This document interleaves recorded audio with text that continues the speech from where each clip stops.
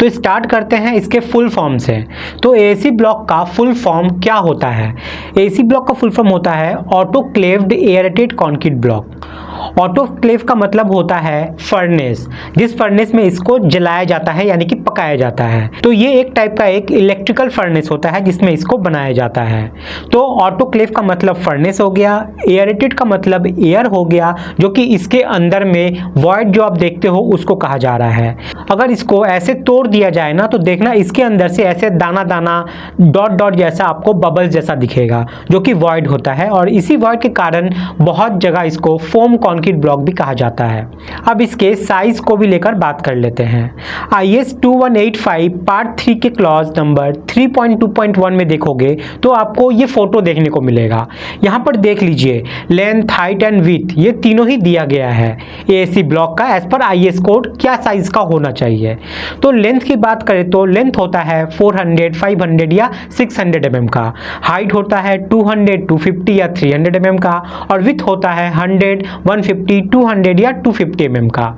ये होता है एज पर IS कोड। लेकिन अगर आप मार्केट विजिट करोगे देखोगे तो आपको ये डिफरेंट साइजेस में भी मिल जाते हैं, जैसे 620 बाई 250 बाई 250 का, या 620 बाई 250 बाई 100 का, 100 जो थिकनेस उसकी हो जा रही है, 620 इसकी लंबाई, 250 इसकी हाइट, और 125, 100, 200 जो होती है ना वो इसकी विड्थ हो गई। इस साइज में आपको मार्केट में मिल जाएगा। तो ये हो गई साइज को लेकर बात। अब इसके डिसएडवांटेजेस को लेकर हम लोग बात करते हैं। तो इसका सबसे पहला जो डिसएडवांटेज है वो ये है कि ये नॉन लोड बियरिंग ब्लॉक है।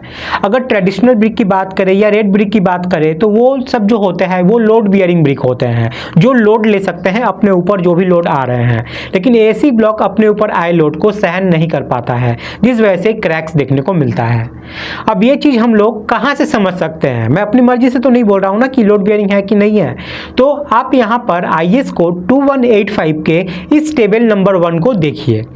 इस टेबल में देखिए 2 नंबर में जो लिखा हुआ है, यहाँ पर डेंसिटी ऑफ ब्लॉक बताया गया है। हम लोग जनरली कंस्ट्रक्शन साइट पर जो एसी ब्लॉक यूज़ करते हैं उसका डेंसिटी होता है 551 से 650 kg पर m³। इस रेंज में ये वेरी करता है। अब स्ट्रेंथ वाइज एसी ब्लॉक को 2 ग्रेड में डिवाइड किया गया है, ग्रेड 1 और ग्रेड 2, जैसा कि आप यहाँ पे देख पा रहे हैं। तो जो डेंसिटी बताया मैंने 551 से 650 kg पर m³ में, इसके केस में अगर जाओगे तो देखो, अगर हम लोग ग्रेड 1 यूज़ करते हैं ब्लॉक का तो उसका जो कंप्रेसिव स्ट्रेंथ होता है वो 4 न्यूटन पर मिलीमीटर स्क्वायर होता है, और ग्रेड 2 की अगर बात करें तो उसका होता है 3 न्यूटन पर मिलीमीटर स्क्वायर। तो रेड ब्रिक यानी कि ट्रेडिशनल ब्रिक से अगर हम कंपैरिजन करें एसी ब्लॉक को तो आप ये देख सकते हो कि ग्रेड 1 की बात करें तो जहां एसी ब्लॉक का 4 न्यूटन पर मिलीमीटर स्क्वायर बताया गया है, वहीं ट्रेडिशनल ब्रिक यानी कि रेड ब्रिक का होता है 7.5 न्यूटन पर मिलीमीटर स्क्वायर। तो देखो कितना अंतर है, कहाँ 7.5 रेड ब्रिक का और एसी ब्लॉक का 4 न्यूटन पर मिलीमीटर स्क्वायर। इससे भी पता चलता है कि ये लोड बियरिंग ब्लॉक नहीं है, ये अपने ऊपर आए लोड को बियर ज़्यादा देर नहीं कर पाएगा, जिस वजह से यहाँ पर क्रैक्स आएंगे, और ये इसका सबसे बड़ा डिसएडवांटेजेस है। तो इसलिए इसको हम लोग अपने कंस्ट्रक्शन में सिर्फ पार्टीशन वॉल के रूप में यूज़ करते हैं। जस्ट घर को डिवाइड करना है, बाथरूम को अलग करना है, घर को अलग करना है, तो इस पार्टीशन के लिए इसको हम लोग जस्ट यूज़ करते हैं। अब नेक्स्ट डिसएडवांटेज इसके क्रैक्स को लेकर है। इसमें क्रैक्स क्यों आता है? तो इसके क्रैक्स का सबसे बड़ा रीज़न जो है वो है इसका ब्रिटल नेचर का होना। ब्रिटल नेचर का मतलब ये आसानी से टूट जाता है। जैसे आप बोर्ड पे चौक से लिखते हो ना, चौक को ऐसे करोगे टक से टूट जाएगा, वो ब्रिटल नेचर का है, इसलिए जस्ट ऐसे किए वो टूट गया। वही ब्रिटलनेस इस ब्लॉक में होता है, जिस वजह से ये कमजोर हो जाता है। एक बात यहाँ पर समझिए कि जब हम लोग स्लैब को कास्टिंग करते हैं या कॉलम को कास्टिंग करते हैं तो हम लोग वहाँ पर वाइब्रेटर को यूज़ करते हैं। और क्यों यूज़ करते हैं वाइब्रेटर को? कारण है कि उस कंक्रीट के अंदर में जो भी वॉइड है, जो भी एयर है, वो निकल जाए आसानी से, जिससे वो पूरी तरीके से सॉलिड हो और कॉम्पैक्टेड हो और मजबूती अपनी पूरी गेन कर सके। तो इसका मतलब क्या मैं आपको समझाना चाहता हूँ, अगर किसी कंक्रीट से एयर नहीं निकलेगा तो क्या होगा कि उसके अंदर वॉइड्स रह जाएंगे, पानी आर पार टपक सकता है, कंक्रीट का जो स्ट्रेंथ है वो वहाँ पे नहीं रहेगा। लेकिन एसी ब्लॉक की बात करें तो उसमें तो वॉइड मौजूद पहले से ही है। जो आप dot dot ball ball type का छोटा छोटा वॉइड देख रहे हो, ये तो पहले से ही है। तो वॉइड मौजूद है तो यही से पता चलता है कि ये कमजोर है और ये आसानी से टूट जाएगा। तो ब्रिटल नेचर इसका सबसे बड़ा वीक पॉइंट हो जाता है और यही कारण है कि इसका स्ट्रेंथ जो है ना वो बहुत ज़्यादा यहीं पे कम हो जाता है। नेक्स्ट जो क्रैक आने का बड़ा रीज़न है वो है ड्राई श्रिंकेज। ड्राई श्रिंकेज क्या है? देखो, जब एसी ब्लॉक मैन्युफैक्चरिंग यूनिट में बनती है तो उसको 28 दिन तक क्यूरिंग करना पड़ता है और क्यूरिंग करने के बाद 10 से 15 दिन तक उसको ड्राई होने के लिए यानी सूखने के लिए छोड़ दिया जाता है वेदर में, ओपन एयर में। अब ड्राई क्यों करना है? इसको ड्राई इसलिए करना पड़ता है क्योंकि उसके अंदर जो भी वेदर की वजह से जो भी उसके अंदर कॉन्ट्रैक्शन या एक्सपेंशन होने वाला है वो उसी वक्त हो जाए, इसलिए उसको अच्छे से ड्राई करना है 10 से 15 दिन तक, और भी खुली एयर में। ये देखना बहुत जरूरी है कि एसी ब्लॉक के ये ड्राई ऑपरेशन जो है ये कंप्लीट हुआ है कि नहीं।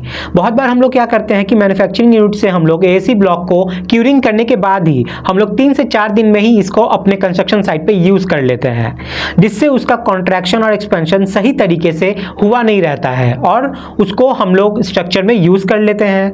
और समय के साथ साथ उसमें वो कॉन्ट्रैक्शन और एक्सपेंशन जो है वो तो आना है ही उसको, ये तो लाजमी है, जिस वजह से क्रैक्स डेवलप्स होता है। या कभी स्ट्रक्चर में थोड़ा सा भी सेटलमेंट होगा तो उसकी वजह से भी वहां पर आपको क्रैक्स देखने को मिलेगा। तो इसी चीज को ओवरकम करने के लिए आपको अपने मैन्युफैक्चरर से एमटीसी मांगना चाहिए। एमटीसी मतलब मैन्युफैक्चरर टेस्ट सर्टिफिकेट, क्योंकि ये आपको मैन्युफैक्चरर तभी दे सकता है जब वो ड्राइंग के सारे स्टेजेस को क्लियर किया हुआ है और आपको वही एसी ब्लॉक यूज करना है अपने कंस्ट्रक्शन साइट पे। तो ये ड्राई श्रिंकेज बहुत बड़ा रीजन होता है क्रैक्स लाने का हमारे स्ट्रक्चर में, हमारे वॉल में, जो कि हमें पता नहीं होता। नेक्स्ट जो पॉइंट है क्रैक्स आने का, वो बहुत बड़ा रीजन है। हम लोग क्या करते हैं कि अपने कंस्ट्रक्शन ब्लॉक में जो हम लोग मोर्टार यूज करते हैं वो सीमेंट मोर्टार यूज करते हैं, हाई रिच मोर्टार यूज करते हैं जो कि सीमेंट का होता है। तो ये एक बहुत बड़ा रीजन है क्रैक्स डेवलप करने का। अगर मेरी पर्सनल एक्सपीरियंस माने तो आपको एसी ब्लॉक के लिए एडहेसिव यूज करना चाहिए, यानी कि ब्लॉक जॉइनिंग मोर्टार। इसमें 3 से 4 mm का मसाला बैठाना पड़ता है, उसके ऊपर एसी ब्लॉक को रख के सेट करना पड़ता है। कुछ ही घंटों में ये बहुत ज्यादा स्ट्रांग हो जाता है। आप किसी भी चीज से अगर स्क्रैच करना चाहोगे इसके ऊपर, उस एडहेसिव के ऊपर, तो वो पॉसिबल ही नहीं होगा। वो फ्लेक्सिबल होता है जिस वजह से सारे स्क्रैचेस को एब्जॉर्ब कर लेता है, वो स्क्रैच आने नहीं देगा। इसलिए सीमेंट मोर्टार यूज नहीं करना है। आपको क्या यूज करना है? सीमेंट मोर्टार की जगह एडहेसिव, जो कि है ब्लॉक जॉइनिंग मोर्टार। आपको ये मार्केट में आसानी से मिल जाएगा। अब जो नेक्स्ट पॉइंट है यहाँ पे वो इसके हाइट को लेकर है। हम लोग अभी देखे थे कि इसका जो स्ट्रेंथ होता है वो 4 न्यूटन पर मिलीमीटर स्क्वायर का होता है, यानी कि 1 मिलीमीटर स्क्वायर का जो एरिया है वहां पे हम 4 न्यूटन ही लोड डाल सकते हैं।